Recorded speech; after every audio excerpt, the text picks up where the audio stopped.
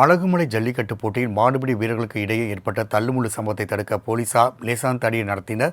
இதுகுறித்த கூடுதல் தகவலை செய்தியாளர் சாலமன் அபிஷேக் வழங்க கேட்கலாம். சாலமன் அபிஷேக், களத்தில் நடந்தது என்ன? கூடுதல் விவரங்களை பதிவு செய்யலாம்.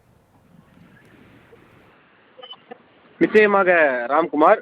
அதாவது திருப்பூர் மாவட்டம் பல்லடம் அருகே அழகுமலையில் திருப்பூர் மாவட்ட நிர்வாகம் மற்றும் அழகுமலை ஜல்லிக்கட்டு காளைகள் நலசங்கம் சார்பில் 6ஆம் ஆண்டு ஜல்லிக்கட்டு போட்டியானது இன்று நடைபெற்று வருகிறது. இப்போட்டியில 800 காளைகள் மற்றும் 600 மாடுபிடி வீரர்கள் பங்கேற்றுள்ளனர். இந்த நிலையில் திண்டுக்கல், விருதுநகர் உள்ளிட்ட பல்வேறு பகுதிகளை சேர்ந்த மாடுபிடி வீரர்கள் இப்போட்டியில் காளைகளை அடக்க கலந்து கொள்ள உள்ளனர்.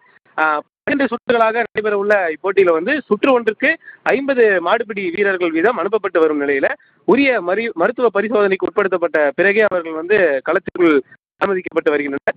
இந்த நிலையில மருத்துவ குழுவினர் மாடுபிடி வீரர்களை பரிசோதனை செய்யும் இடத்தில் மாடுபிடி வீரர்கள் ஒருவரை ஒருவர் முந்தி செல்ல முயன்றனர்.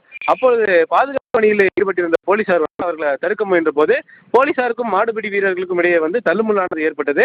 அப்போது மாடுபிடி வீரர்கள் மீது போலீசார் லேசான தடியடியை நடத்தினர். மேலும் அந்த கூட்டமானது ஒழுங்குபடுத்தப்பட்டது.